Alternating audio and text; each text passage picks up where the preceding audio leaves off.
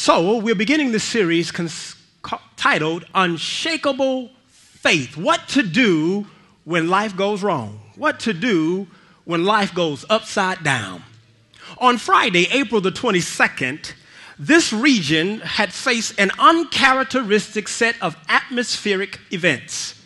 The news predicted rain, even gave out the typical T-storm warnings with the slight threat of a tornado.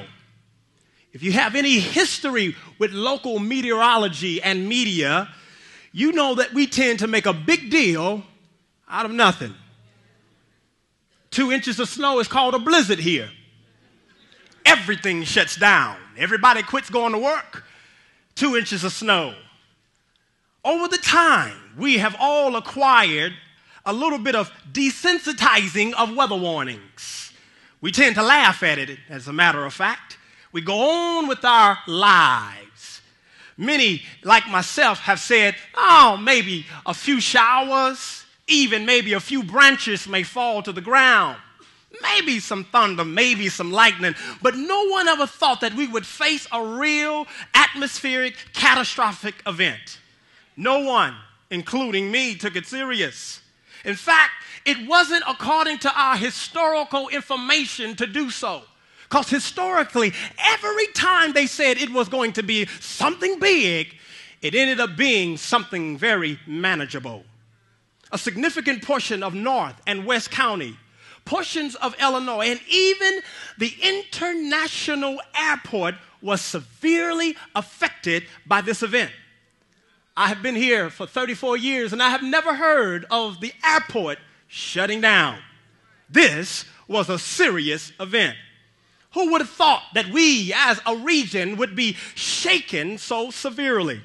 We had no reason to see these predictions as true. Why? History was on our side. Few rain showers, maybe a few branches falling to the ground, but certainly not a Category 4 tornado. See, we have a lot of similarities to this reality. We never expect the worst of the worst. For instance, have you ever been walking along life's pavement and found yourself in a multi-person squabble or a multi-pedestrian issue?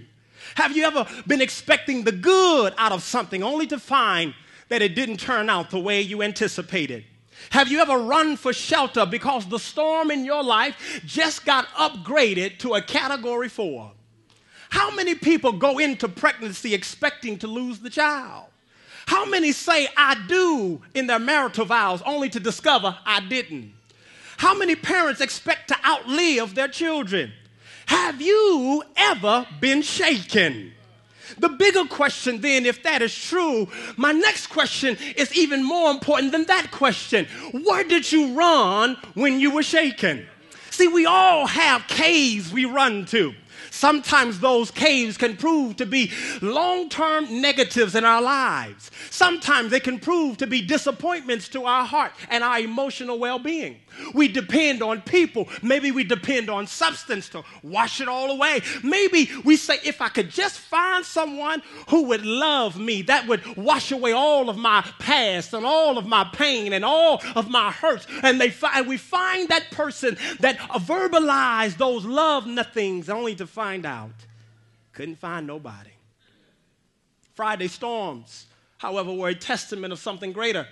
Friday storms was a testament of survival. In spite of the severity of this major atmospheric catastrophe, there were no weather-related casualties recorded, and praise God for that.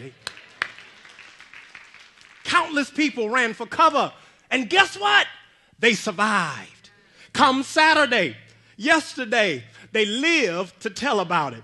Garages were ripped apart. Trees fell. Even churches were affected by it. So let me just dismiss the notion that if you were in the house of God, the storm was just going to pass over.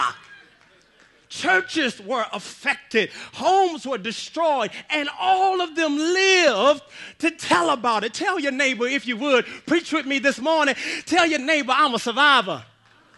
But that ain't all.